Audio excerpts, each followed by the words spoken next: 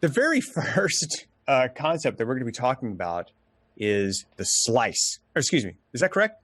No, the jump. The jump, yeah. Do you want me to do that solo first and kind of show them how this whole sets up? Show us this concept so we can get it in our ears, and they're going to break it all down. Right. That's a so great you idea. might have seen this little pattern that I put together, and the point of the pattern was to show you how a lot of players like me try and visualize the fretboard. Now, don't be intimidated by the speed of it, and don't be intimidated by all the positions I'm playing it in. The most important thing is just to walk away from this being able to play something that's different than what you normally play and have some fun. So let me just show you the thing. If you haven't seen it before, I'm going to play it for you here. I'll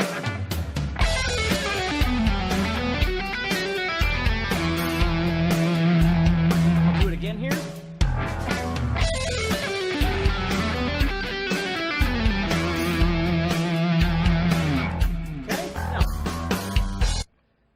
When we do solos, okay, when we write things, whether we're trying to improvise something, using pentatonic, using diatonic, whatever it is you like, okay, you have two choices whenever you play. Either you're trying to make something up in real time, which is kind of what we call improvisation, or you're trying to write something that you can replicate or practice something that you can replicate at some point in time. And people forget about that. Like, we always think like everything has to be made up in real time, like you got to do it. And the truth is, I always try and tell people that improvisation is kind of a lie, because improvisation, it's not like you're giving a guitar to someone that's never played guitar before and having them play things, right? You're regurgitating things that you've done before. You just don't know in what order and what capacity they're going to come out. That's kind of what improvisation is. So with this lick that I'm showing you right here, or this pattern I'm showing you, I practiced it. I worked it up. I made it up, and that's what I want to try and show you is, like Dan had mentioned, these three key things, like different things that I use when I solo across the fretboard. So I'm not just going as I play, okay? So, Dan, where do you want to go from here with that? Okay, so what I would like you to do is, first of all, maybe you could just play that lick without the jam tracking. Maybe you could slow it down for us so we can kind of just see what you're doing. Sure. Just to get our heads wrapped around that concept right there, so we can kind of slowly see your fingers move across the fretboard. You don't have to break down every note, but just and then what I'd like to do is just go into the first technique, which is that jump idea. You got it. Yeah. So, okay, so the first thing I do is I hear a track, I write a track, or I hear a track, or whatever it might be, and then I start trying to figure out how I want to approach the guitar, okay? So what I like to do, and we're going to get to these three things right away, but the first thing I do is I start trying to develop some ideas. And then, as Dan said, I slow it down, just like you would. So I slow the track down, whether I have software where I can slow it down and things like that, and then I'll practice it. So I might take this track, let me slow it down for you, and just kind of show you. Maybe use your close-up. Yeah, cool.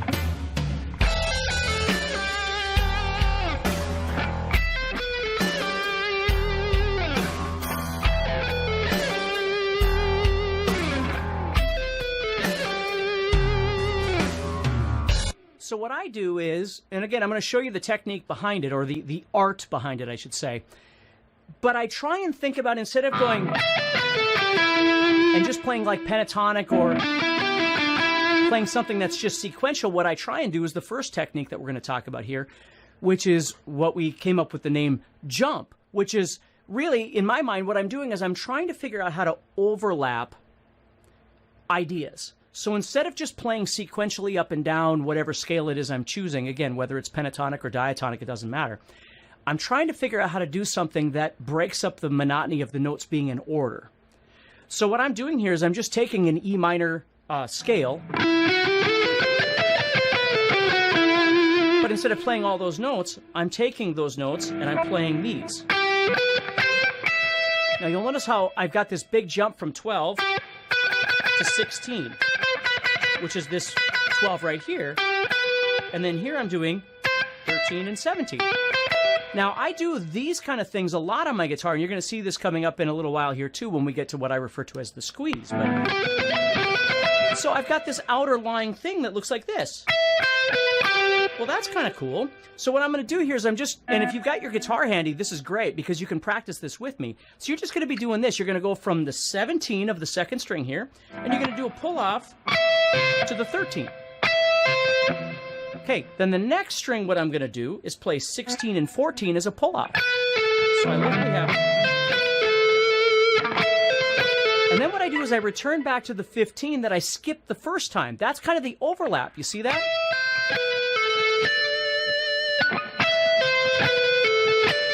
And then the overlap on the second string, I already played 16 and 14, so I'm going to go to 12. So I have...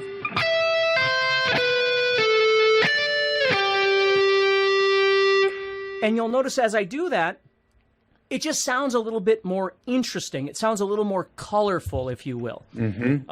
And so the jump idea is like you're jumping over the different notes. That's right. You're not just skipping them over. You're jumping over. That's right. So instead of just playing everything in sequence, which again, there's nothing wrong with. We want to do that sometimes. The problem is because we practice scales all the time and all these things, which we need to do, we just get into this mindset where everything moves up and down all the time. So we're just always playing the same things. Mm-hmm. The point of this is to try and learn how to break out of that by trying, and again, for you, if you're learning how to do this or you've got your guitar and you're trying to learn how to play this, you don't have to worry about the whole thing. Like, you don't have to look at the whole pattern that I just did and go, oh my gosh, that thing's going to be impossible. You might just take one little thing like I'm showing you right now and just learn how to do this one little thing. And even if you didn't understand the theory behind it, the scale and everything, like when I was younger and I was learning how to do this stuff and I knew nothing about theory, I would learn licks just knowing that this was in E, right? So if my song was in E, I would play the lick, regardless of whether I knew what the scale was and the mode and blah, blah, blah. I just learned things because I thought they sounded cool and then I would use them. It wasn't until later that I started learning why things worked and how things worked. I'm an advocate for everybody, including Dan and myself. Our job is to make music first and then worry about the whys and the hows and things after we're actually making this music. Because it's inspiring. That's such a huge point. Yeah. That's such a huge point. In fact, let me give you a quick analogy with baseball. Like I remember with baseball, you take your kid out there and they're 8 years old or whatever, and you sign them up for baseball. They're not going, the first thing the coach doesn't walk out on the field and do is say, okay, guys, come on in. Let's talk about the infield fly rule. Let's talk about what happens when, they start explaining the rules of the game. Like if you hit the ball on the left side of the bag, then it's going to be a fair ball, and on the right side is a foul ball. And then like your 8-year-old kid's like, what? I thought we were going to play baseball. Yeah, right.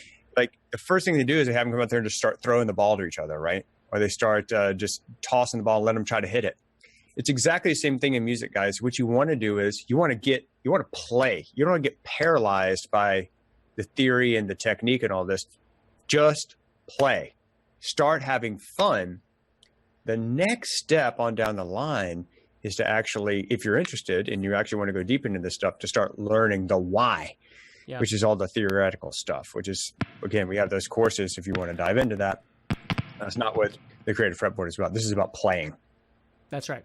Yeah, and that to me has always been the most important thing. Is I've dealt with many students in my life, and it definitely pertains to adults. Kids have an easier time enjoying the creativity of something. Adults tend to always want to try and figure out the whys first. And psychologically, it's almost like we're purposely putting up roadblocks so we don't get to the answer, because we're scared of actually getting there and making the music and getting together with people and having fun. We gotta perfect everything first. And I think you got to figure out how to enjoy this. So even in you, like, again, you've got the pattern in your handout of what I wrote here and that sort of thing. And you're going to notice that there's certain places where I put hammer-ons, or certain places I put pull-offs, or certain places I put slides. That is a suggestion of how I did it. That does not mean that you have to do them exactly the way I did them in order for this to function. You got to figure out what works best for you. So you might notice as I'm doing this, I'm playing a pull-off from 17 to 13, and then a pull-off from 16 to 14. You might decide, I'd rather pick those. And if you do, great. That's never been an issue for me, because I actually had a discussion with a guy just a short while ago where, he's a big Alex Lifeson fan from Rush. And so he was trying to replicate everything Alex was doing until he saw a video on YouTube where Alex was talking about one of his solos for Working Man. if you've ever heard that by Rush. And he's like, I don't even know how the solo goes. So the guy who's interviewing him is asking him all this stuff about music, and Alex is going, don't try and play my solo, just play. Because I don't even know what I did. So you got to learn that that's the point of learning to be creative on your fretboard is these are options. You don't have to replicate everything exactly. You're just looking to break out of the rut that you might be in when you look at your guitar. Great point. So is that jump technique all throughout this pattern or just that first part? Well, okay, to be honest with you, the three things we're going to talk about, when I play, I'm not conscious of each one independently. They tend to kind of merge in and out. So when I play, you're going to see this jumping, this overlapping idea a lot in different places. So this first lick that I created, though, was with the intention of showing you what an overlap actually looks like, right? Okay, perfect. But it'll be all over the place. So if I keep going now, you're going to start noticing we're going to move into the next one, which is what we refer to as the, did we call it the cut or the slice? Slice. The slice, okay. Because you're slicing across Right, exactly. So the slice is really like doing an arpeggio. If you know what an arpeggio is, arpeggio means broken chords. So if you play, that's what an arpeggio is. Now, again, don't get caught up in all the formalities. So if I do this, here's the next part of my little lick here. So I do that little slide from 12 to 11. Now watch this.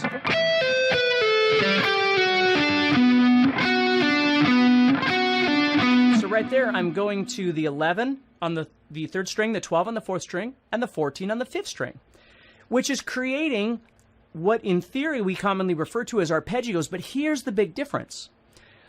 I don't want you to necessarily be thinking about, well, I'm playing an E minor chord, therefore the arpeggio I should create should be an E minor, blah, blah, blah. That's important. But there are a million ways to slice across the strings. At any point in time, if you think about it, now again, you got to know a little bit about scales, right, in order to be able to do this. But the point is if I can see a scale, for instance, I can slice anywhere I want over any of these strings. You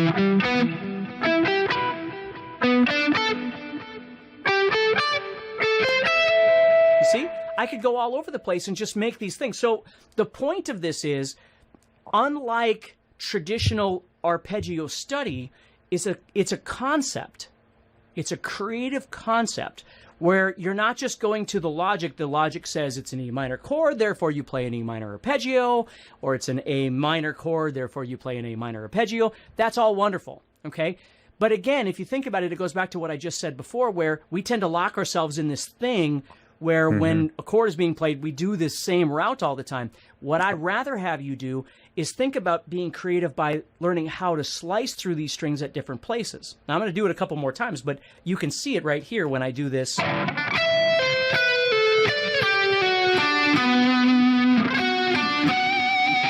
there, okay? Super cool. So when you're thinking about the slice concept, it seems like on the examples you gave, they were all ascending in pitch, but that one was descending. So you can go either way. Like, yeah. I mean, you can go, like, again, if you think about it as a visual tool, right? I might do something like this, but I could also do this.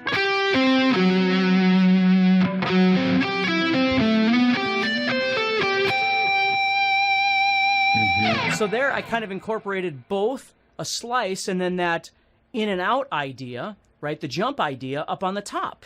Because when I'm sitting in one place, I can't slice. Well, I can a little bit, right? But I've got limited mobility. So when I'm sitting in one position, that's a nice time to start trying to do a jump. And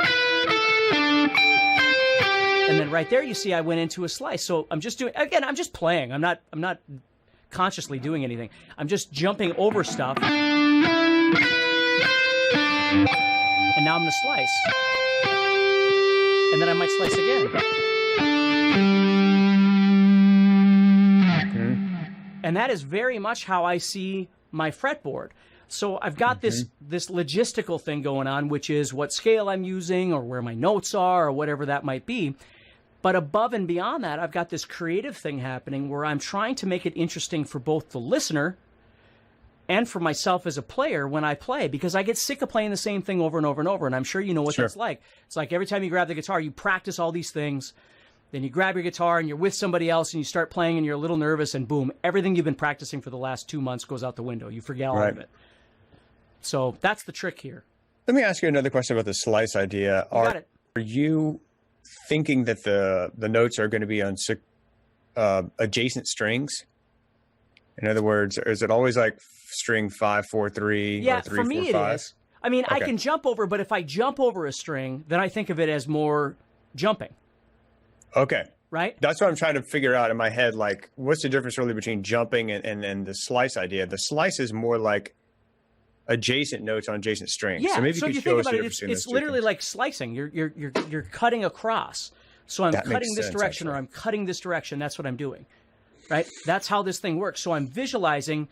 And it always helps for me to have a couple of positions, whether it's pentatonic or diatonic. It's always nice to have a couple of different positions so you can kind of see how the slice is going to work. Okay, so that's a really important part, guys, that he just said. If you know one position of your scale, this is going to be difficult to implement. You're going to actually need two. Yeah, like let's take, like a lot of people know pentatonic. Let's take pentatonic as an example. Okay. So if I was playing the first position of pentatonic, which pretty much everybody knows. Now I can jump all I want.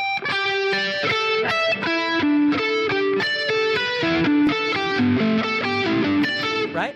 But I can't really slice. I can do a little bit, like if I went 15, 14, 12, right? I could do that. Sorry about that. But when I get to these strings here, I can't really do that. Right? Because these guys, like if you think of it at this 12, 14, 12, 14, 12, 14, you can make a chord or something. But if I add, for instance, if you know the fifth position, which is what I really like to add, is this one. So what I do is I try and see, even if it's just two positions, you don't have to see the whole fretboard. If I just took those two positions, though, now that second position opens up.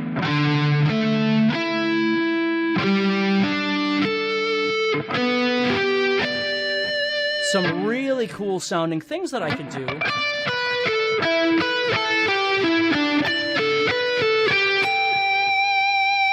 Which starts sounding more like, Eric Johnson or Richie Kotzen or different things like that. And that's what they do. That's the point is they all these people, they play a lot. So they get tired of playing just the same things over and over and over. And even if you don't get tired of them, those are already part of your bag of tricks. Right? So if you've already been practicing certain licks here, it's not that I'm telling you want to get rid of that stuff. You don't. You keep them. But if you can implement some new ideas into what you're already doing, it just makes the whole thing sound more creative. And for me as a guitar player, it's just more inspiring. It makes me want to play more because I get sick of playing the same six things over and over and over. Absolutely. So we've covered the jump and we've covered the slice. We're going to cover the last part of this, which is going to be what? I already forgot it. Squeeze. The jump, slice, and the squeeze. Yes. But I don't want to go into the squeeze just yet because it's a little more. I don't know if it's more difficult than the other two, but it's just something that I want to clarify something for everybody here. You just heard us say that in order to do these techniques, this jump, slice, and squeeze, you're really going to have to learn at least two positions of your scales. Okay, guys? So look, let's just be honest. If you're a serious guitar player, you got to learn your scales. Period. Well, and even if you learn one scale, but you know more than one position, you can't stay here forever, right? Exactly. So really to implement all of these concepts that we're teaching here, Steve's teaching, is you need to know at least two positions of diatonic or pentatonic, either one. And the more positions you learn, the more creative you can be. That's okay. Right. So we started out this conversation by saying you don't have to know all the theory. And you know what? You don't have to know theory to learn scale patterns. That's right. You just learn the patterns. Okay. You don't have to know why. That's right, Dan. And this brings me to another big point, too, because by nature, humans, and most of the time guitar players, because we all seem like we have some level of OCD, it's always all or nothing. So either you know one pattern or you got to know every pattern and you got to know it everywhere. There is a middle ground. You can get incredibly creative with just two patterns, two shapes on your fretboard. And when you get really good at those, learn a third one. But you don't have to go, well, I got to know all the patterns by, it's Thursday, so I suppose I better know them all by Friday at noon. you know, you can give yourself a break and just explore a couple of things. And as you get better, then expand. Absolutely. Yeah, and look, guys, the way you the way you approach anything in life is you just do one step at a time. So if there's 5 pentatonic patterns, if you learned one pattern per week, you would have all 5 in 5 weeks. That's right. So just learn the first one, which you probably already know. Learn the second one, or learn the first and fifth, whichever way you want to learn it. It doesn't really matter. But just learn like one pattern per week, and then just incorporate it. Don't just learn the pattern, but like learn it and then start adding in some of these concepts that Steve's talking about here with the jumping over the strings, creating the slice, and we're going to talk about the squeeze here in just a second.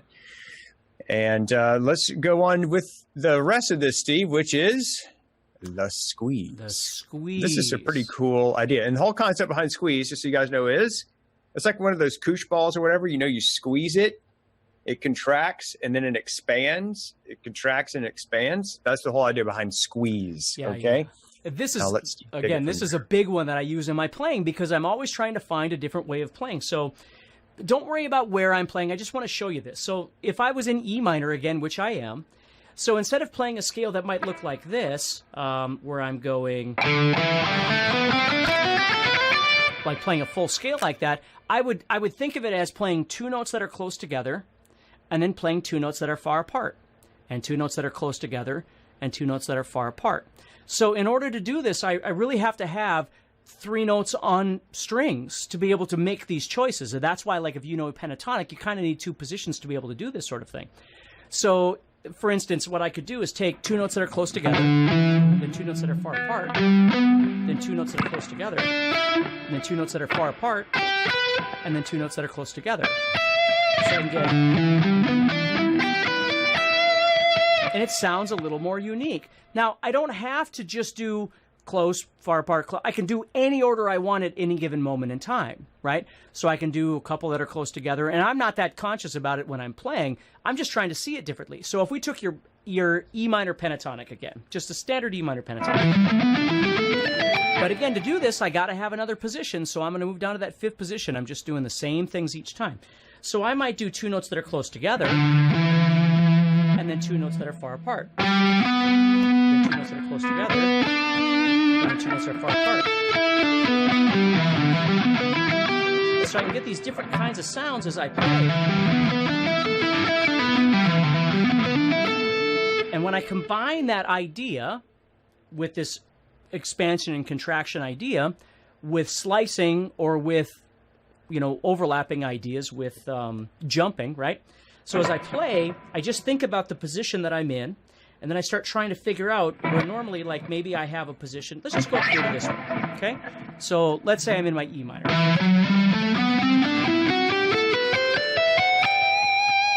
And that's a typical scale that we would... So instead of just playing it like that, I start thinking about how I could jump.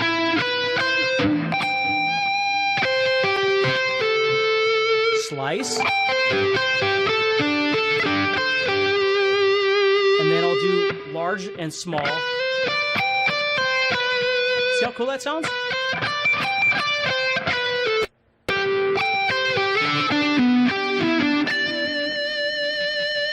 Now let me show you over an actual track so you can kind of hear what it sounds like.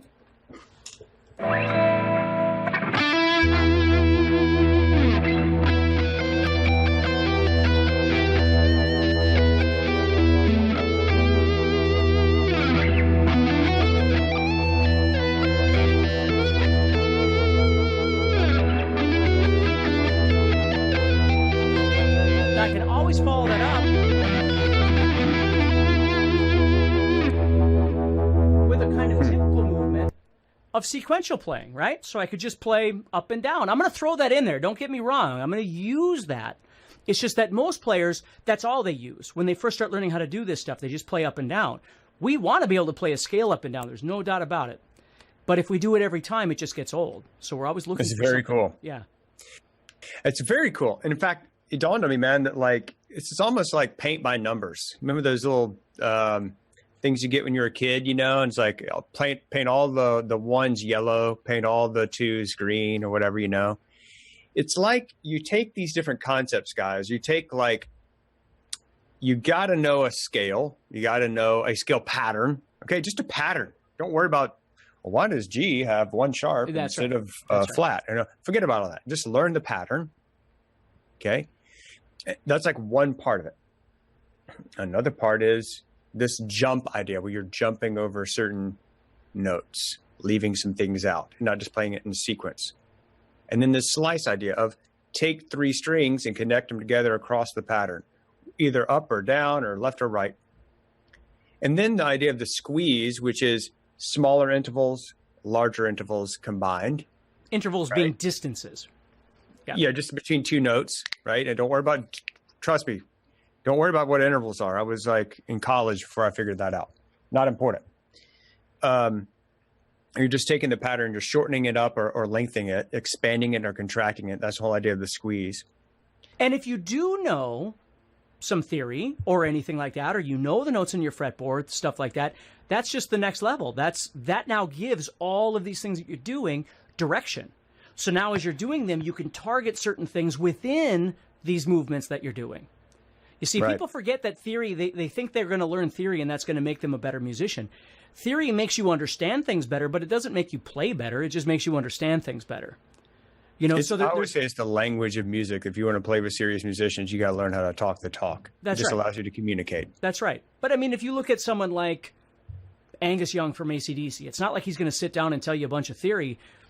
That doesn't necessarily mean that he's any less of a guitar player than somebody else. It just depends on the situation you're in. But I guarantee you that he understands where things are on the guitar by practicing, by trying things out. He learns what works and what doesn't work. He may not have the language. So we're all different that way when it comes to playing. And that's why, again, it brings us back to that same place where you got to make the music first, then start adding in whatever logical place you want to be, which gives your guitar playing more direction, for sure. Very cool. So to wrap it up here, Steve, I would like to put you on the spot and see if you can and show us.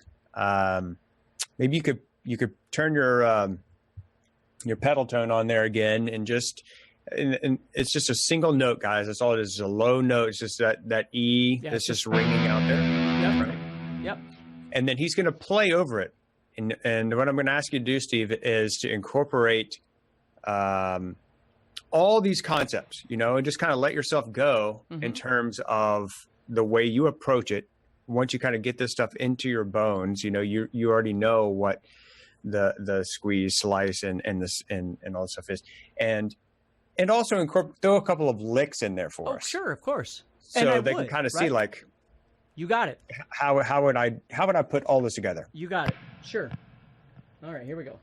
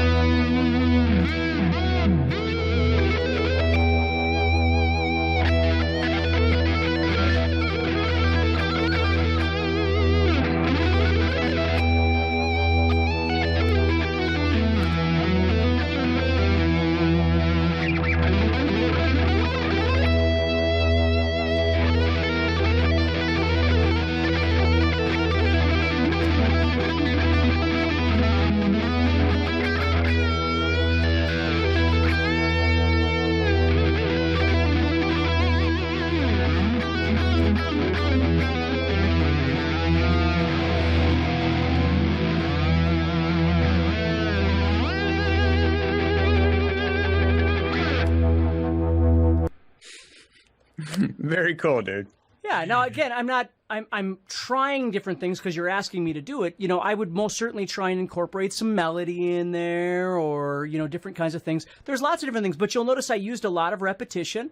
I use some sequential stuff, right? When I play fast, that's when I tend to use my scales. And then the rest of it is I'm trying to figure out how to move around and make things that are interesting. And then if I get somewhere that I like, that's when I'll start trying to repeat.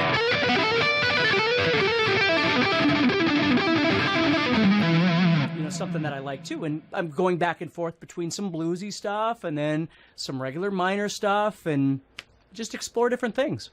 And that's the way it all comes together. That's right. So look, guys, I hope that you've gotten a lot out of this kind of relatively short webinar that we've done today.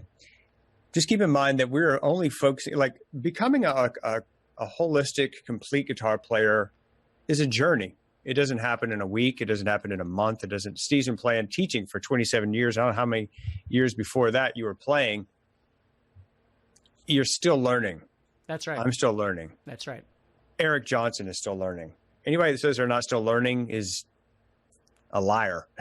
Yeah, it never stops. It's just, for me, the pinnacle is when you get to a place where when you play and you record yourself playing, you're not embarrassed anymore. That was the big thing for me. And my embarrassment level is different than maybe the audience's, right? But when I could listen to myself and go, yeah, that's okay. That was a big place in my life, because all of a sudden it began to sound more authentic. Where before I was always just terrified. I was terrified that it wasn't good enough, and I was terrified that I wasn't good enough, and my playing wasn't good enough. Mm-hmm. So that was a big thing for me. You know, a big thing for me learning was the concept of learning of simply that you can't get better if you keep doing the same things over and over again. Yeah, that's right. Like if you're stuck in a rut right now, guys, and you're just playing like the same pentatonic patterns, you're playing the same licks, you're playing the same songs, you're playing the samey, seamy, swami, and you look back across the past 12 months and you say, hey, am I a significantly better guitar player than I was 12 months ago?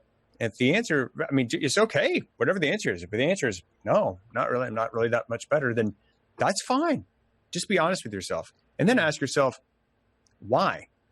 And I'll bet if you're serious, you do some thinking about it, it's probably because you're kind of in the safe zone. We all get in our safe zones, right?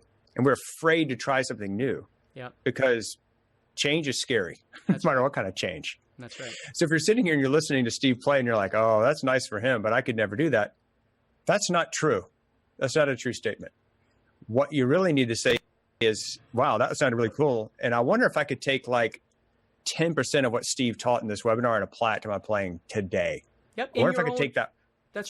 I'm sorry, go ahead. Yeah. No, go ahead. Well, he's absolutely right. You may play completely different than I play, but that doesn't mean that there aren't creative outlets for you that can change the way that you're doing things. Because he's absolutely right. That's what keeps this whole thing moving forward, is you got to stay creative. You got to find new things. I always warn people about noodling. Noodling is different than practicing. Noodling has its purpose and it's important, but there are lots of players out there that all they do all day long is noodle. Well, there are most certainly benefits to it, but there's also benefits to learning something and reinforcing it and memorizing it and then practicing it. So when you do go back to noodling again, your noodling is different. So it's just something to think about a little bit. And you know, guys, it just occurred to me when I was listening to Steve, you know, there's a lot, probably everybody on this webinar can appreciate this. There's a big difference between people who can play and people who can teach. Some people can teach and can't really play. Some people can play but cannot teach. It's pretty rare to find the combo. And I think one of the reasons that Steve is certainly, you know, one of the most, if not the most, world sought after guitar instructors, because he can play and he can teach. And I don't know if you guys know this about him, but he actually has a bachelor's degree in music education. So he understands the concept of being able to actually teach another human being in the proper way to do that. And every one of his courses, whether you have a lot of Steve's courses or you have none of them, every course is he sits down and he creates this big mind map of everything he's going to teach. He structures it and he creates this procedure of how to lay out all these concepts for you so that they build one on another. This is completely different than watching a random video on YouTube. Now, we got hundreds, maybe up to thousands of videos now on YouTube. Go to YouTube, watch all Steve's videos. That's great. Go ahead and do that. But these courses that he creates are structured in a way that take you from point A to point Z in a very refined way so that you can easily follow along and you won't get lost and you won't get discouraged and you won't get confused. And my other big thing is I've you know, my job has never been to try and convince you to play like me or to like the things I like or it isn't about that. It doesn't matter whether you play like me or don't play like me, or you like rock or you like blues or you like country or you like metal. The goal is being able to take the concepts and morph them into what works best in your environment. That's the whole point. Where a lot of times people forget that, it isn't about trying to emulate something that somebody else is doing. It's like, again, this goes back to licks. When I was learning how to play licks, I would learn licks, but I never saw the bigger picture of like being able to take a step back and kind of view something and then be able to go, okay, well, how do I want to approach this situation versus I don't have a situation. All I have are 5 licks that I can play. That's all I have.